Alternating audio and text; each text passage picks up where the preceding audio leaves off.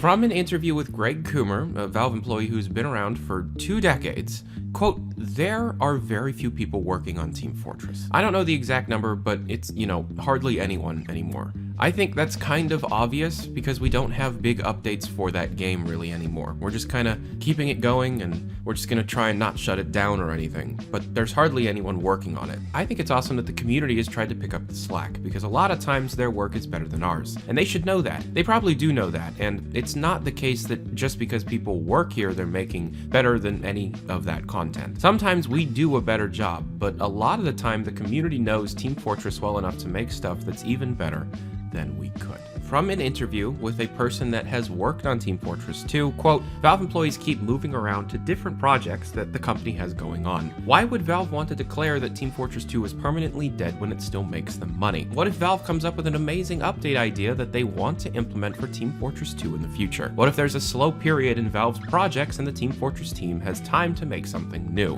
Valve doesn't know right now what they will release in the next content update. They would love to if they could, but they can't because they have other more important things for the company to work on. Just like Valve won't promise an update or a timeline because they may backpedal on it, similarly, Valve won't ever announce that Team Fortress 2's development is over because they might backpedal on that too. The backpedaling works in both ways. So in short, that means that players will have to sit in eternal anticipation of the next update. Valve will not tell you that nothing is coming. In an interview conducted by Jeff Keighley with the development heads of Half-Life Alyx, it was learned that through most of development the team has about 50 people. However, now that the game is very close to shipping, the game has significantly more, and a lot of people at Valve are essentially in an all-hands-on-deck situation. The interview with the Half-Life Alyx development team specifically speaks to the people that have a history on the Half-Life team, being Dario Casali, Robin Walker, and an unknown person named David. This David could be David Speyer, Dave Riller,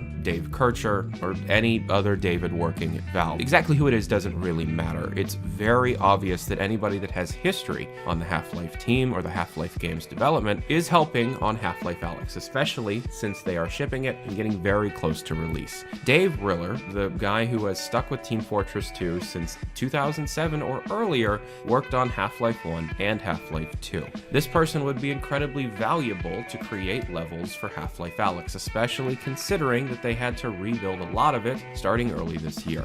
Team Fortress 2 does not have anything major in development right now. Everything that we will see from them is completely community driven. What we got from Scream Fortress is about what we will be getting for Smithsmith, and then Scream Fortress, and then Smithsmith, and that is it. There is a confirmed promotional item that will be coming to Team Fortress 2 soon, which is interesting. We haven't seen one of those in a very long time. However, I'm not going to share exactly what it is. My source told me to keep it confidential. Team Fortress 2, for all intents and purposes, has been put on hold. The majority of the work that had been done through 2018 and 2019 is also on hold. And unfortunately, when things go quote-unquote on hold at Valve, when it comes time to be able to return to that work, there are new ideas. And that on-hold work is really just shelved, and they'll move on to something different. Now, obviously, the arguments against these claims that we're going to be hearing from the community is that Team Fortress 2 is still one of the top 10 games in all of Steam. Team Fortress 2, as of recording, and it's like 7 in the morning, is 51,000 players. Here's the thing. There's a website called teamwork.tf. It reports the legitimate player numbers in all of Valve's servers, all of the community servers, and those numbers, 51,000 players in Steam, are heavily inflated by people who are idling in game in order to be able to just try and make money out of said games. Right now, in Team Fortress 2, the total number of in-game players is actually 6,282.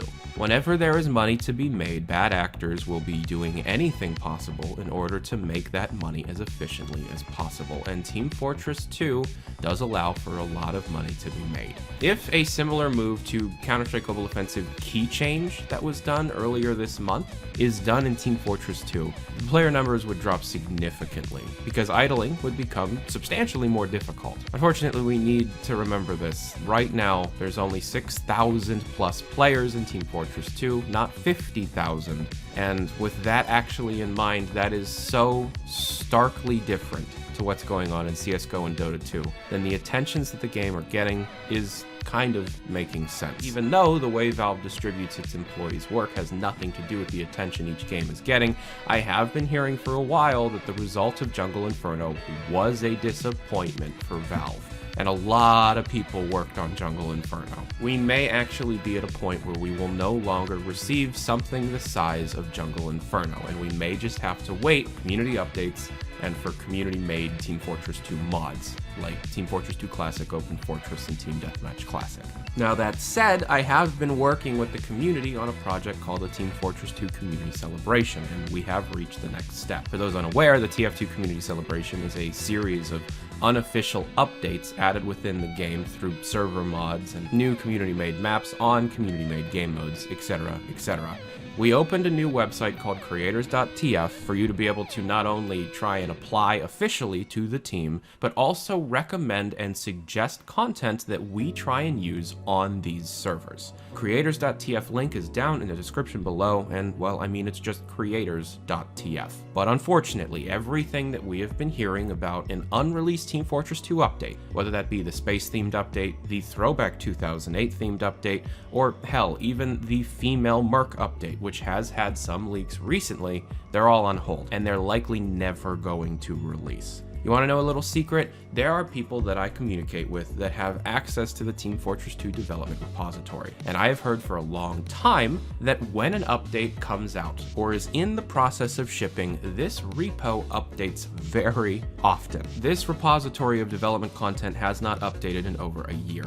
There is nothing really being worked on right now. Half-Life Alyx is taking precedence, and sure, I can tell you that once HLA is shipped, we're going to be getting people immediately returning to Team Fortress 2. But it is also just as likely for Half-Life Alyx to just spin off into many different games that this team wants to create. Valve is finally back to single-player content, and a lot of people will probably want to jump on that bandwagon. I'm sorry, but that's just the state of things.